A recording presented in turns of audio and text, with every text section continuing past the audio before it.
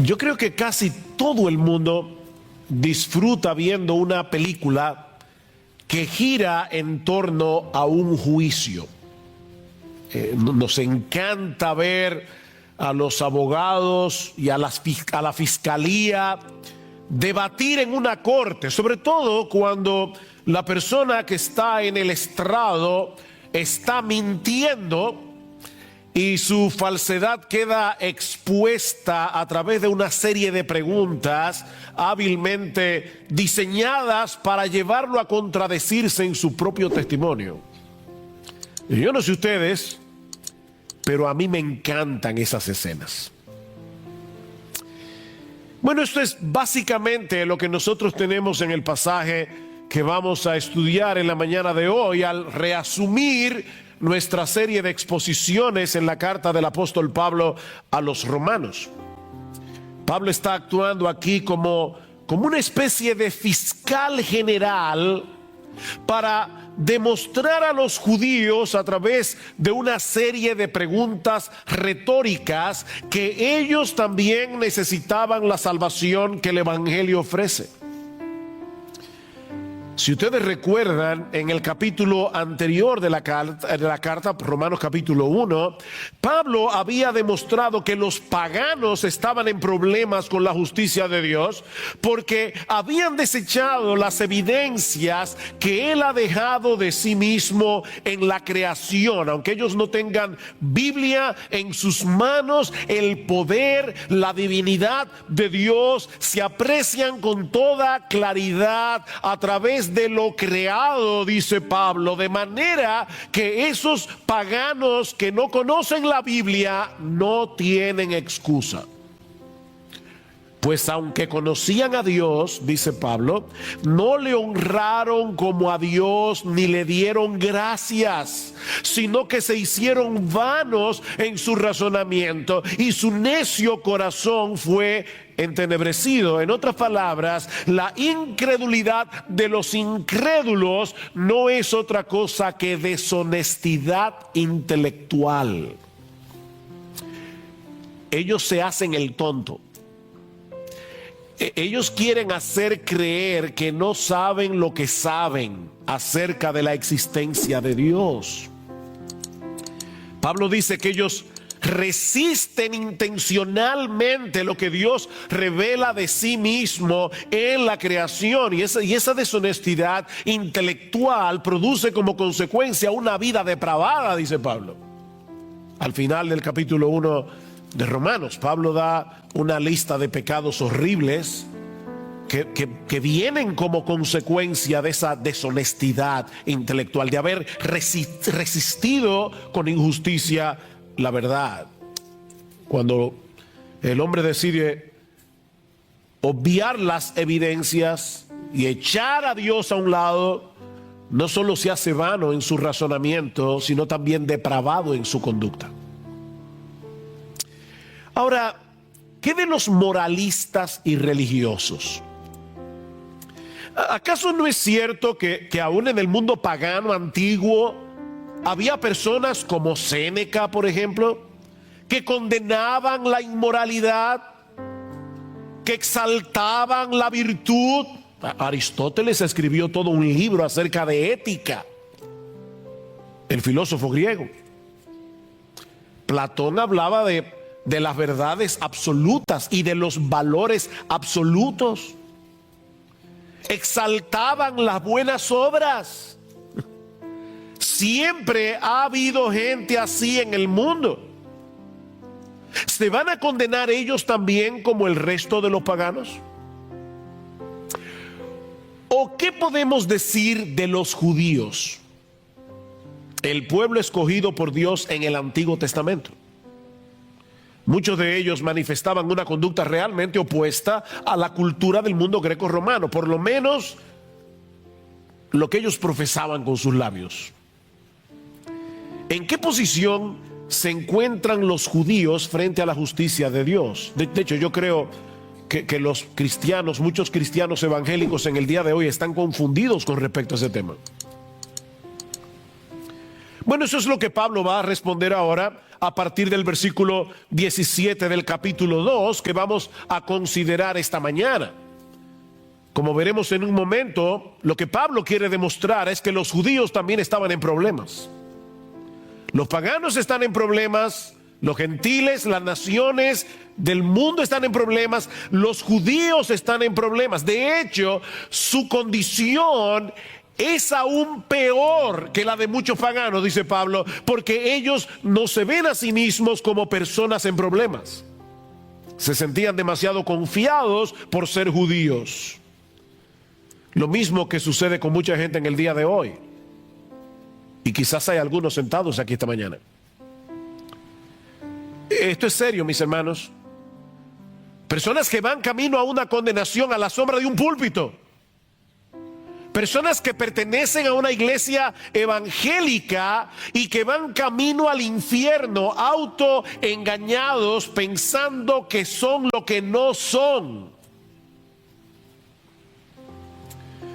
Así que por favor, no cierres tus oídos a este mensaje, aunque tú no seas judío.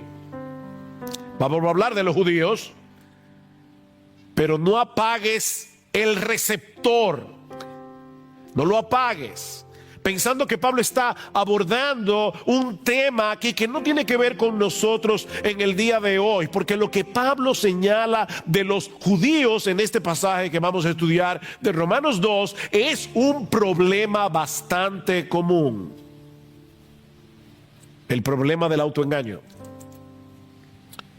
Mucha gente se engaña a sí mismo en lo que respecta a su verdadera condición espiritual. Y es por eso que nosotros encontramos tantas advertencias en el Nuevo Testamento con respecto al autoengaño. Yo creo que pocos pasajes del Nuevo Testamento son tan aterradores como las palabras del Señor Jesús en Mateo capítulo 7 versículo 21. No todo el que me dice Señor, Señor entrará en el reino de los cielos, sino el que hace la voluntad de mi Padre que está en los cielos. Muchos me dirán en aquel día, no pocos, Señor, Señor, no profetizamos en tu nombre y en tu nombre echamos fuera demonios. Y en tu nombre hicimos, otra vez, muchos milagros. ¿Ustedes imaginan eso? Personas que profetizan, que aparentemente tienen la capacidad de echar fuera demonios, que hacen muchos milagros.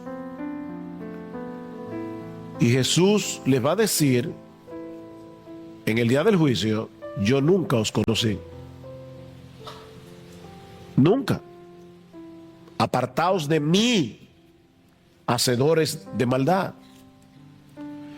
Bueno, la pregunta que yo quiero responder en esta mañana es: ¿cómo podemos estar seguros tú y yo de que no vamos a estar en ese grupo? Sí, yo estoy predicando a los amigos que están de visita en el día de hoy, pero yo estoy predicándole a los miembros de Iglesia Bíblica del Señor Jesucristo. ¿Cómo podemos estar seguros tú y yo de que no vamos a estar en ese grupo? En ese grupo de personas que mueren con la convicción de que van a recibir un veredicto favorable en el tribunal de Dios para encontrarse con la triste realidad de que estaban engañados.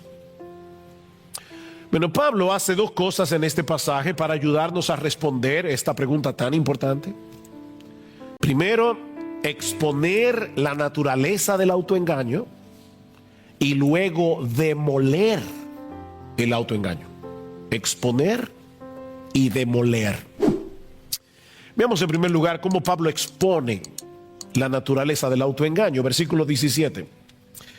Pero si tú, que llevas el nombre de judío y te apoyas en la ley, que te glorías en Dios y que conoces su voluntad, que apruebas las cosas que son esenciales, siendo instruido por la ley, y te confías en que eres guía de los ciegos, luz de los que están en tinieblas, instructor de los necios, maestros de los faltos de madurez, que tienes en la ley la expresión misma del conocimiento y de la verdad.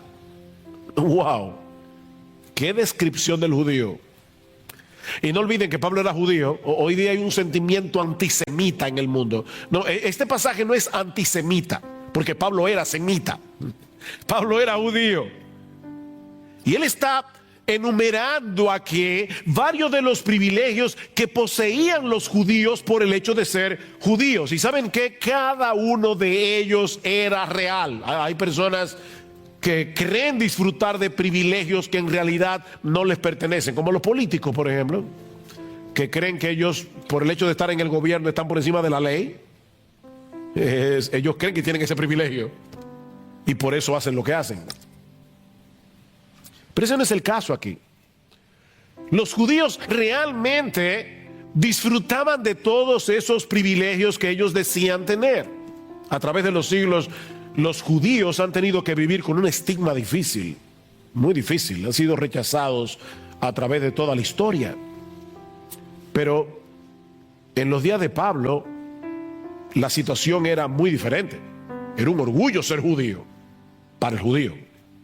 De ahí el primer privilegio que Pablo señala en este pasaje, al referirse a este hombre imaginario con el que él está hablando, dice: pero tú que llevas el nombre de judío, y lo lleva como un honor, tú que llevas el nombre de judío. Ellos se gloriaban en el hecho de pertenecer a la nación escogida de Dios, de ser descendientes de Abraham, con el que Dios había hecho un pacto, jurándole que Él sería su Dios y que ellos serían su pueblo. Tú llevas ese nombre con orgullo, dice Pablo, y te apoyas en la ley. Te apoyas en la ley, dice en el versículo 17. De todas las naciones de la tierra, solo a ellos Dios les había revelado la ley en el monte Sinaí, por medio de Moisés. Y Pablo va a decir al inicio del capítulo 3 de Romanos que esa era una de las ventajas que tenían los judíos. A ellos se les había confiado la palabra de Dios. A ellos tenían profetas. En tercer lugar, dice Pablo, y te glorías en Dios. Y eso no es malo en sí mismo. Todo lo contrario, el profeta Jeremías dice en uno de los pasajes más conocidos de su libro, Jeremías capítulo 9, versículo 23, que el sabio no debe gloriarse en su sabiduría, ni el valiente debe gloriarse en su valentía, ni el rico debe gloriarse en sus riquezas, mas el que se gloría... Y yo creo que Pablo estaba pensando en ese texto cuando escribió Romanos: el que se gloría, gloríese de esto, de que me entiende y me conoce, pues yo soy el Señor, que hago misericordia, derecho y justicia en la tierra, porque en estas cosas me complazco, declara el Señor. Gloríese en el Señor. De hecho, Pablo va a decir esto más adelante en Romanos capítulo 11, 10, Romanos capítulo 5, versículo 11. Pablo va a decir que los cristianos nos gloriamos en Dios. Así que no hay nada de malo en este gloriarse de los judíos. De hecho, no hay nada más sensato en la vida que gloriarse en Dios, en vez de gloriarse en uno mismo. En cuarto lugar, Pablo dice en el versículo 18: y conoces su voluntad.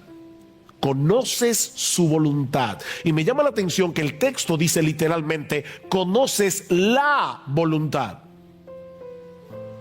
refiriéndose obviamente a la voluntad de Dios. El mundo está sumido en un mar de relativismo, pero tú conoces la voluntad del que creó el mundo. Eso es un gran privilegio que tú y yo tenemos también. Nosotros conocemos la voluntad, no una voluntad, la voluntad. Nosotros conocemos la verdad de Dios revelada en su palabra. En quinto lugar, Pablo dice: y apruebas las cosas que son esenciales, siendo instruidos por la ley, o como se puede traducir también, apruebas las mejores cosas. Precisamente por tener el privilegio de ser instruido por la ley de Dios, el judío podía escoger aquellas cosas que en verdad tenían valor. Él podía ver las cosas tal cual eran en verdad. Y por todas esas razones, y en sexto lugar, Pablo dice que el judío se veía a sí mismo como alguien competente para enseñar la verdad a otros.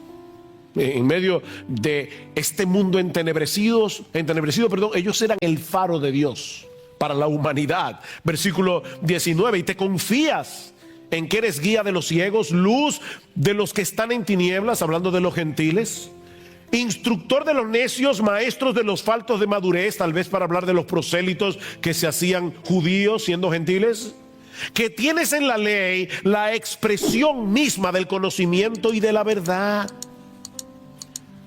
Los judíos tenían una gran ventaja sobre las naciones gentiles que no habían recibido la luz de la revelación divina. Ellos tenían muchos privilegios. ¿Cuál era entonces su problema? Que por el mero hecho de tener esos privilegios, ellos pensaban que estaban exentos del juicio y de la ira de Dios. No. Nosotros somos el pueblo escogido. Ellos veían sus privilegios como una especie de refugio que los iba a librar del desastre cuando tuvieran que enfrentarse delante del tribunal de Dios. Recuerden, mis hermanos, porque hace ya unos domingos que detuvimos la serie de Romanos, que esta porción de la carta, en esta porción Romanos 1:18 a Romanos capítulo 3 versículo 20, Pablo está tratando de demostrar que la necesidad del evangelio es universal. Todo el mundo necesita el evangelio, no importa de qué raza, de qué nación. Es como si Pablo hubiese dejado en suspenso lo que él dice en Romanos capítulo 1 versículos 16 y 17. El evangelio, no me avergüenzo del evangelio porque es poder de Dios para salvación al judío primeramente y también al griego, porque en el evangelio la justicia de Dios se revela por fe y para fe, como está escrito, el justo por la fe vivirá. Pablo ha declarado eso en Romanos 1, 16 y 17. Y ahora deja esa declaración en suspenso para volverla a tomar en Romanos capítulo 3 versículo 21. Noten que Pablo comienza ese texto diciendo: pero ahora, aparte de la ley, la justicia de Dios, recuerden, la justicia de Dios se revela en el evangelio, la justicia de Dios ha sido manifestada, atestiguada por la ley y por los profetas. ¿De qué justicia está hablando Pablo aquí? Él dice, es decir, te lo explica él mismo, la justicia de Dios por medio de la fe en Jesucristo para todos los que creen, porque no hay distinción, por cuanto todos pecaron y no alcanzaron la gloria de Dios. Romanos 1, 16 y 17, el evangelio revela la justicia de Dios. Romanos 3, 21, Pablo retoma el tema. Así que Romanos 1, 18 a Romanos capítulo 3 versículo 20 es como el jamón del sándwich, donde Pablo quiere mostrar por qué todos necesitamos ese evangelio. Judíos y gentiles. Judíos y gentiles. Todos tenemos problemas con la justicia de Dios, incluyendo a los judíos a pesar de sus privilegios. Mi amigo, déjame decirte algo, y cuando digo mi amigo, yo sé que muchas veces cuando yo uso la palabra mi amigo, los hermanos dicen, no, eso no es para mí, es para los invitados. No, mi amigo es a ti también, hermano, miembro de Iglesia Bíblica del Señor Jesucristo. Déjame decirte algo, no descanses en privilegios si los tienes, privilegios espirituales, porque ninguno de ellos te librará en el día del juicio. Nadie será salvo por haber crecido en un hogar cristiano. Nadie será salvo por haber asistido durante años a una iglesia en la que se predica fielmente la palabra de Dios. Nadie será salvo por el hecho de tener buena doctrina, porque nadie se salva por su teología. Nadie va a llegar al cielo por causa de su confesión de fe. Señor, tú sabes que yo tenía la confesión de fe de Londres de 1689. Yo creí en la sana doctrina. Olvídate de eso. Yo me bauticé en Iglesia Bíblica del Señor Jesucristo. Olvídate de eso. Olvídate de eso. Olvida tus privilegios Y mucho menos confíes en tu, digo, es que tú crees que es un privilegio ser miembro de esta iglesia. Y mucho menos confíes en tu conducta moral. O que fuiste bautizado en cualquier iglesia, no importa la denominación que sea. Mira, ni siquiera confíes en tu esfuerzo por obedecer la ley de Dios. Porque nunca ha habido nadie, aparte del Señor Jesucristo, que haya podido cumplir esa ley perfectamente.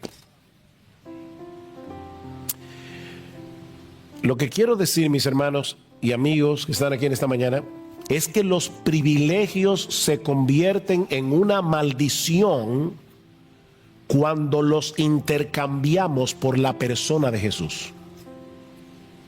Ese es el problema.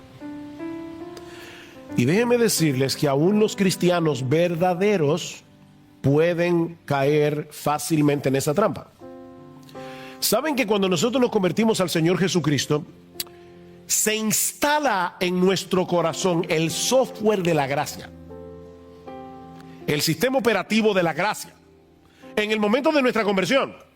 Pero como el pecado todavía mora en nosotros, el sistema operativo de las obras es como un virus cibernético que está tratando de dañar el sistema operativo de la gracia. Así que todo el tiempo tenemos que estar luchando con el católico romano que tenemos en el corazón. Tú y yo somos fariseos en recuperación. Tenemos que luchar con ese problema. Y fácilmente podemos caer en la trampa de lo que alguien ha llamado el moralismo cristiano. Moralismo cristiano. Mira, cada vez que tú te jactas de algo que hayas hecho, cada vez que presupones que te has ganado el favor de Dios por tu obediencia, has caído en la trampa del moralismo cristiano. Mi hermano, nunca olvides que aparte de Cristo no merecemos ninguna otra cosa que la condenación, y que aparte de su gracia no podemos hacer absolutamente nada que de verdad sea agradable en la presencia de Dios. No hay nada de qué gloriarse. El que se gloría, que se gloríe en el Señor. El problema del judío, como dice Pablo, y yo lo dejé en suspenso, pero ahora quiero retomarlo otra vez, cuando Pablo dice: y te apoyas en la ley, ven, dependes de la ley, descansas en el hecho de que tienes la ley, en que estás tratando de obedecer la ley. No, mis amados hermanos, Jesucristo es el todo de la vida cristiana. Él es el principio y el fin. Los privilegios son privilegios, las bendiciones son bendiciones, siempre que no sustituyan a Jesús. Porque ni los privilegios ni las bendiciones en sí mismas pueden salvar a nadie ni transformar a nadie. Solo Cristo puede hacer eso, y Él lo hace por medio de la fe. Es decir, cuando transferimos la confianza que todos nosotros tenemos en nosotros mismos, se la transferimos a Él. Y ahora confiamos en Él, no en nosotros mismos. Ya Pablo ha expuesto el autoengaño de los judíos y de todos los que se amparan en sus privilegios para rechazar el evangelio o para tener un poco el evangelio.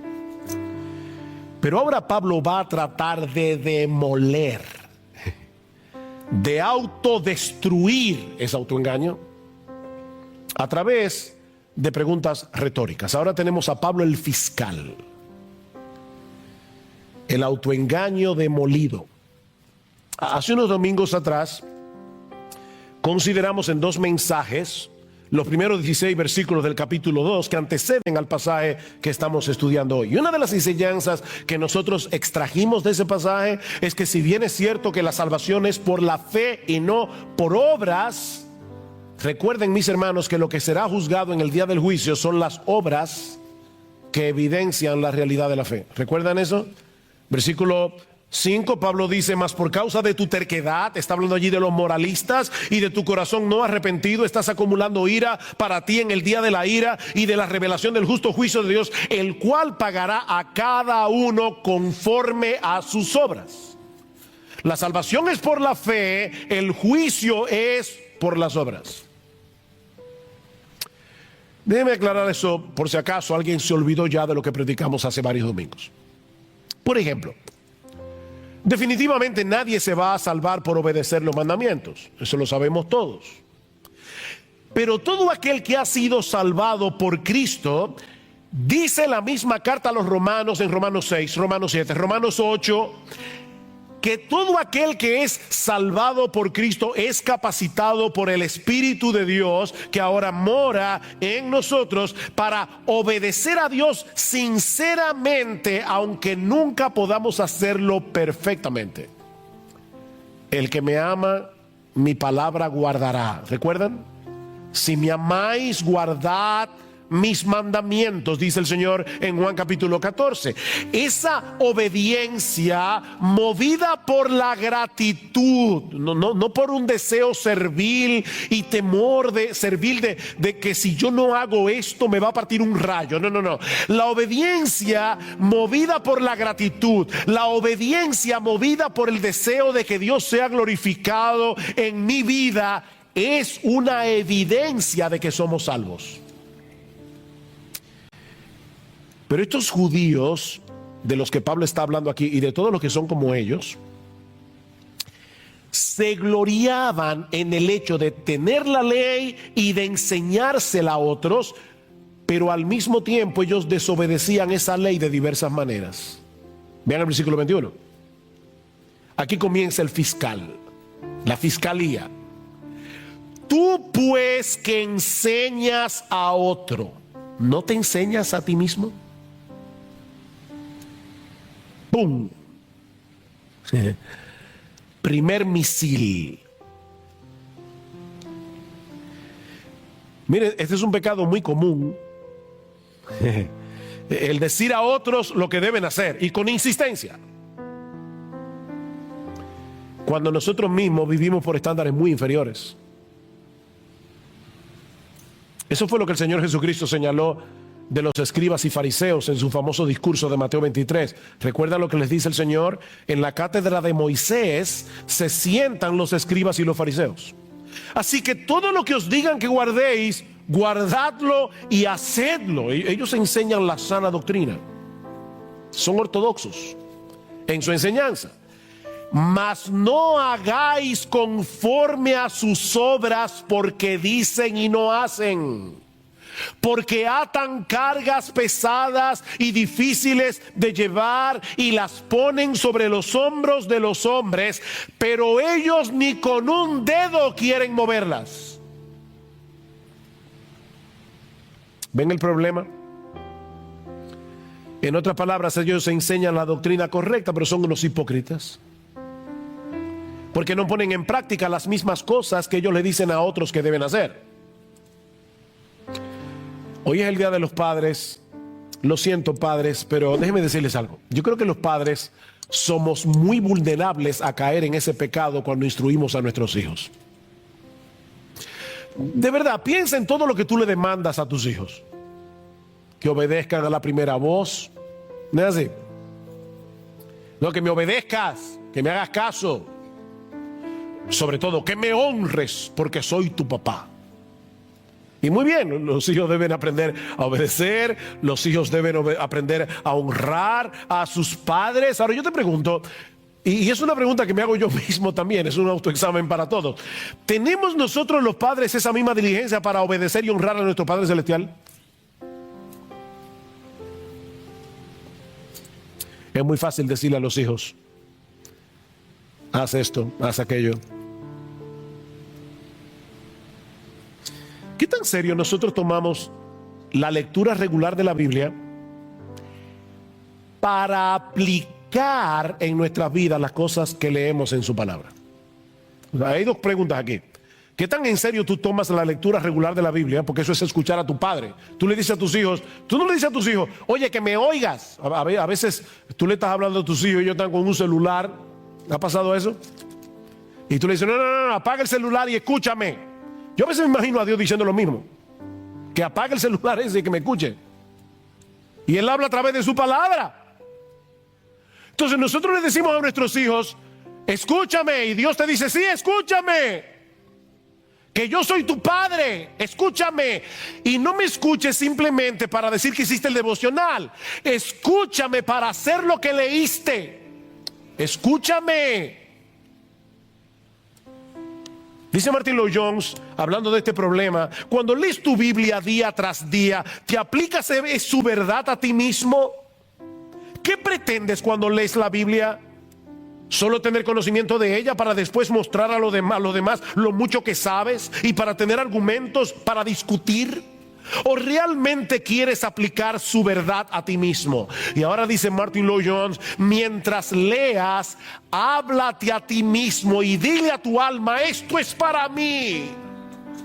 Permite que la escritura te examine. Si no lo haces, puede ser muy peligroso. Me llamó la atención esto último que dice Lloyd-Jones. En un sentido, mientras más conoces de la Biblia, más peligro corres si no te la aplicas a ti mismo. ¿Se dan cuenta que ese problema no era solo de los judíos? Antes de que intentemos aplicar la Biblia a otros, debemos comenzar con nosotros mismos. Pero estos judíos en su hipocresía se contentaban con tener la ley, enseñársela a los demás, aunque ellos mismos la desobedecían. Y Pablo da 3 ejemplos de esto. Versículo 21. Tú que predicas que no se debe robar, ¿robas? Usted, pastor, ahí sí yo me siento libre. Robar. Miren, hay que ser muy sinvergüenza para uno decir claramente que está a favor del robo. Todo el mundo pretende ser una persona honrada. Y yo creo que es una de las cosas que la gente más dice. Yo soy una persona honrada. Pero déjame decirte que hay muchas formas de robar. No declarar todos nuestros ingresos a la hora de pagar los impuestos es un robo. Es un robo al gobierno. Pastor, pero ellos son unos ladrones a veces y es un problema tuyo. La Biblia dice, pagad a todos lo que debéis. Al que honra, honra. Al que impuesto, impuesto. ¿Tú robas cuando tú te coges la hora del almuerzo y la extiendes más allá de lo que debes? Le estás robando a tu empleador porque él te está pagando para que tú hagas un trabajo. Y mucho menos si te pones a ver en Facebook cuando deberías estar trabajando. Tú estás robando. Cuando tú sobrevaloras el precio de una propiedad al momento de venderla, eso es robar. Cuando tú no ofrendas lo que tú deberías ofrendar de acuerdo a tus ingresos, tú le estás robando a Dios. Hay muchas formas de robar. Y eso por solo citar algunos ejemplos. ¿De verdad tú eres tan honrado como creías? Versículo 22. ¿Tú qué dices que no se debe adulterar? ¿Adulteras? Uy, ahí sí metió el cuchillo hondo. Todos nosotros sabemos que la Biblia prohíbe las relaciones extramaritales. Y quizás hay muchos aquí que puedan decir, mira, yo siempre he sido fiel a mi esposa, a mi esposo. Pero una de las cosas que el Señor nos hace ver en el Sermón del Monte es que ese mandamiento también es violentado cuando nosotros miramos a una mujer que no es la nuestra con ojo de lascivia y de codicia. Mateo 5:28. Cualquiera que mira a una mujer que no es la tuya para codiciarla ya adulteró con ella en su corazón. Y en aquellos días no tenían que lidiar con la epidemia pornográfica con la que nosotros tenemos que bregar en el día de hoy. Casi cualquier persona tiene al alcance de su mano muchas maneras de cometer adulterio cibernético. Viendo en el internet, en el celular, lo que no debe ver, sin que nadie excepto Dios se dé cuenta. Y otra vez yo te pregunto, ¿tú sigues pensando de ti mismo que eres una persona tan intachable moralmente hablando? ¿Y que no necesitas del evangelio? O sea, tú nunca has codiciado tener lo que otro tiene. Ni nunca se te han ido los ojos detrás de una mujer que no es la tuya? Nunca. El tercer ejemplo que usa Pablo en el versículo 22 es un poco complicado, es más difícil de entender. Dice, ¿tú que abominas de los ídolos saqueas templos? Los judíos en el Antiguo Testamento tenían muchos problemas con la idolatría hasta que Dios los envió cautivos a Babilonia. A partir de ese momento, cuando los judíos salieron de Babilonia, salieron hastiados de los ídolos y nunca más tuvieron problemas con la idolatría en un sentido literal. Ellos abominaban a los ídolos, ellos se burlaban de los gentiles que adoraban estatuas, que adoraban pedazos de madera como si fueran dioses. Fíjense que Jesús nunca acusó a los fariseos ni a los judíos de su tiempo de ser idólatras. Pero al mismo tiempo hay documentos de la época que revelan que los judíos no eran tan estrictos a la hora de utilizar los metales preciosos provenientes de templos paganos que habían sido saqueados. Y ellos decían, bueno, un ídolo no es nada en el mundo. Qué bueno que se libraron de adorar esas estatuas, ahora me la están vendiendo a mí. Y ellos tomaban el oro y la plata de esos templos saqueados, a pesar de que Dios en Deuteronomio capítulo 7 versículo 25 había dicho explícitamente que las esculturas de los dioses paganos debían ser quemadas en el fuego. Dice, no codiciarás plata ni oro de ellas para tomarlos para ti, para que no tropieces en ello, pues es abominación a Jehová tu Dios. Y aparentemente es de eso que Pablo está hablando aquí. Digo aparentemente, yo no quiero ser dogmático, pero es la interpretación que más parece tener sentido. El punto es, mis hermanos, que de una forma o de otra, estos judíos de los que Pablo está hablando en este pasaje, se gloriaban de tener en sus manos la ley de Dios, de ser circuncidados, como veremos la semana que viene, de todos los privilegios que tenían por el hecho de ser el pueblo al que Dios había revelado su voluntad, pero no obedecían. Eran oidores olvidadizos. Mis hermanos, ¿de qué sirve tener la cabeza llena de conocimiento? ¿De qué sirve leer un montón de libros? ¿De qué sirve tener la cabeza llena de teología cuando no demostramos con nuestros hechos que realmente amamos a Dios y deseamos obedecer su palabra? Dice Pablo, tú que te jactas de la ley, versículo 23, violando la ley deshonras a Dios. ¿Se dan cuenta? Cuando violamos la ley de Dios, estamos deshonrando al Dios de la ley. Por eso cuando amamos la ley de Dios, estamos amando al Dios de la ley. Oh, cuánto amo yo tu ley. Fíjense que el salmista no dice cuánto amo yo la ley. Él no era un legalista. Es cuánto amo yo tu ley. Porque es tu ley, porque salió de tu corazón, porque revela lo que tú quieres para mí. Yo amo tu ley. Dice Pablo en Romanos capítulo 7. Yo me deleito en el hombre interior, en la ley de Dios. Yo me deleito en la ley de Dios. La ley es un deleite para mí. Es la voluntad de mi Padre que está en los cielos.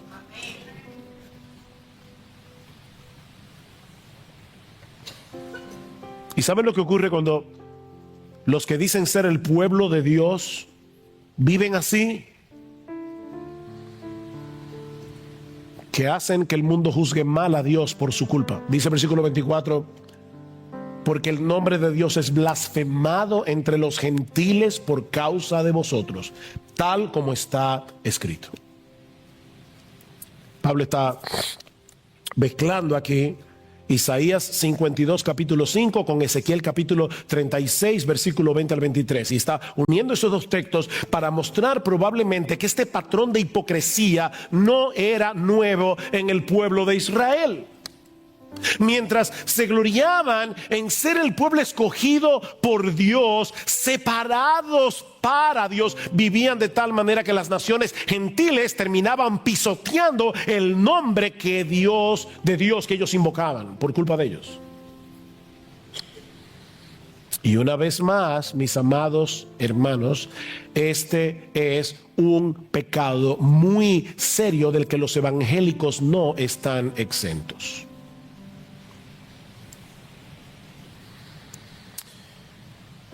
Otra vez dice Martin Lloyd Jones: no podemos culpar al mundo incrédulo cuando juzga a Cristo y al cristianismo por lo que ven en los miembros de las iglesias. Después de todo, así como piensan los incrédulos, después de todo, ¿de qué sirve un Cristo que no transforma a nadie? Porque él dice ser cristiano, yo no veo su cristianismo en su conducta, en sus decisiones, en sus valores, cómo se visten. Déjame hacerte una pregunta. ¿Qué piensan acerca de Cristo las personas que te conocen íntimamente? Las personas que están a tu alrededor. Porque nosotros decimos que Él es un gran salvador, que nos ha salvado de nuestros pecados, nos ha rescatado. Ahora, ¿es eso evidente para ellos cuando te ven a ti o cuando me ven a mí? No porque vivamos una vida perfecta, sino porque vivimos una vida coherente. No es de perfección que estamos hablando aquí, es de coherencia. Es de coherencia. Aquel que ha sido salvado del pecado al precio de la muerte de su Salvador debería demostrarlo delante de todos, tomando en serio el pecado, aun cuando peca. Porque los creyentes pecan. Y yo no sé si tú lo sabías. Pero el creyente toma el pecado en serio. Hasta cuando peca, el creyente debe ser reconocido porque es un hombre, es una mujer que vive una vida de arrepentimiento todo el tiempo. Y que sabe pedir perdón cuando se da cuenta de que su conducta pecaminosa ha afectado a alguien. Es una persona que se arrepiente delante de Dios y delante de los hombres. Toma el pecado en serio.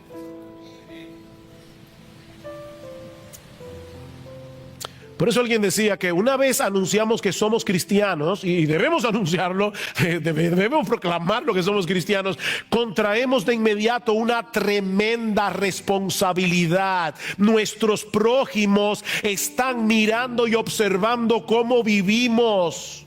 Aseveramos grandes cosas acerca de Dios, dice este autor, y con toda razón, porque Dios es grande. Pero ellos lo juzgarán a Él según lo que vean en nosotros. Ellos, el mundo incrédulo, juzgará a nuestro gran Dios por lo que vean en ti y en mí. Por eso que dice este autor, es una tremenda responsabilidad. Llevamos el nombre de Cristo.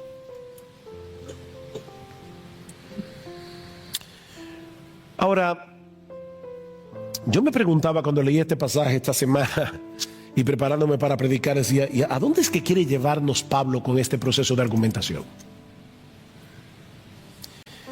Bueno, yo creo que una de las cosas a la que Pablo quiere llevarnos es a mostrarnos que los privilegios en sí mismos no nos servirán de nada cuando tengamos que presentarnos en el tribunal de Dios. De hecho, estrictamente hablando, esos privilegios que disfrutaban los judíos y que nosotros disfrutamos aún más, los colocaban en una condición más peligrosa que la de los gentiles, porque su conocimiento de la voluntad de Dios era muy superior. ¿Recuerdan las palabras de Jesús en Lucas capítulo 12, versículo 48? Él dice, a todo aquel a quien se haya dado mucho, mucho se le demandará. Y al que mucho se le haya confiado, más se le pedirá.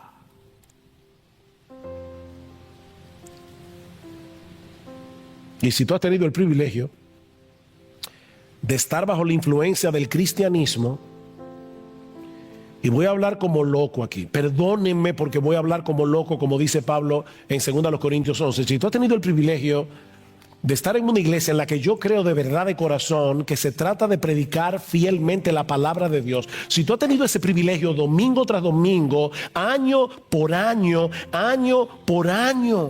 tu responsabilidad es aún mayor que de la de los judíos, de los que Pablo está hablando en este pasaje.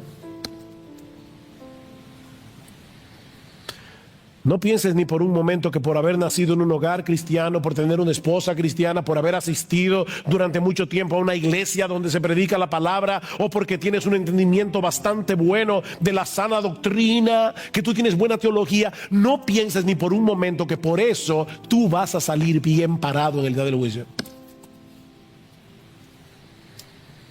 A menos que te ampares únicamente en Jesucristo y en su obra de redención para el perdón de sus pecados, ninguno de esos privilegios te servirá de nada cuando tengas que comparecer ante el tribunal de Dios. Ahora, yo creo que Pablo está tratando de hacer otra cosa aquí.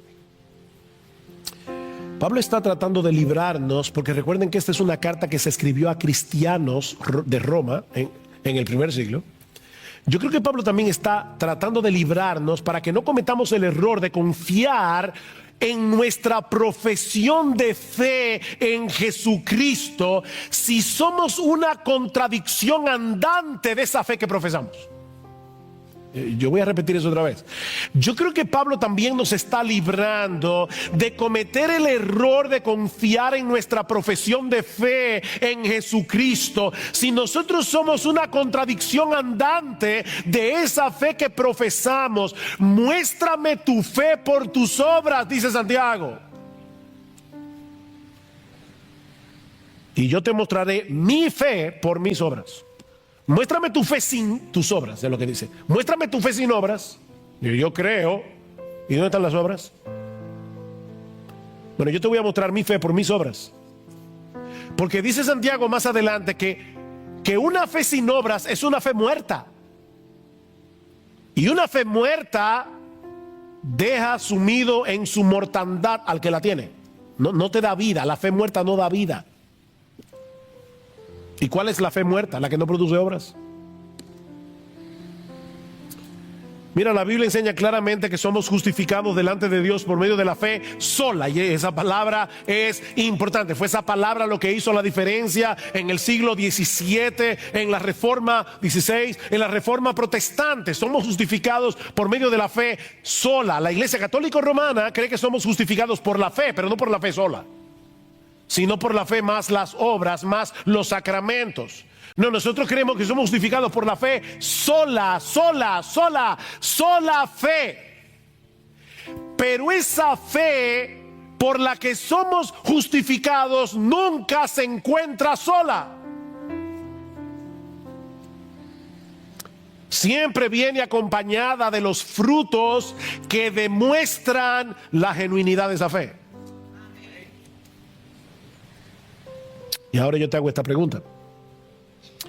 A la luz de lo que hemos aprendido hoy de este pasaje, tú puedes estar completamente seguro de que el día de que la muerte toque tu puerta, tú partirás de inmediato a la presencia de Dios. Y si tu respuesta es que sí, ¿en qué basas tu confianza? Porque si no es únicamente en Cristo y en su obra de redención,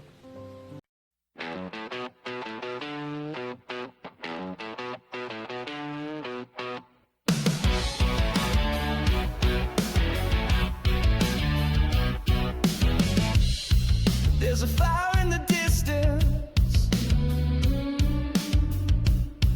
and the smoke fills up my lungs. I hear footsteps in the silence, like a war that's yet to come. These fears keep ringing, ringing, ringing, ringing. These fears keep ringing, ringing, ringing, ringing. I feel the weight of the heavy sky, holding my breath as the angels cry. No one sees, but I can't lie. The storm is rising in my mind.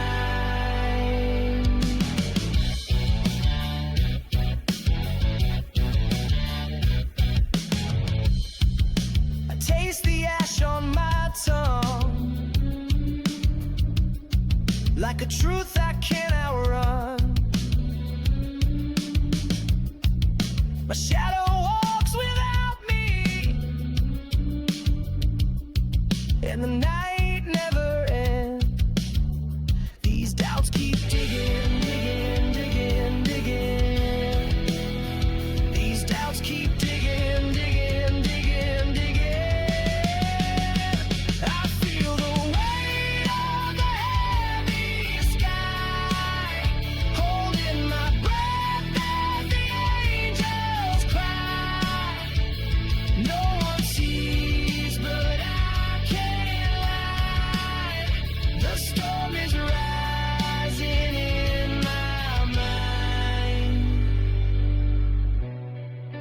Beneath the dirt, I'll plant my pain, where thunder speaks my name again.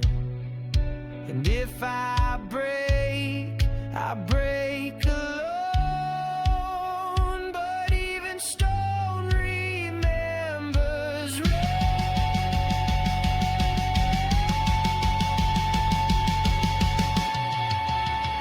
These fears keep ringing, ringing, ringing, ringing.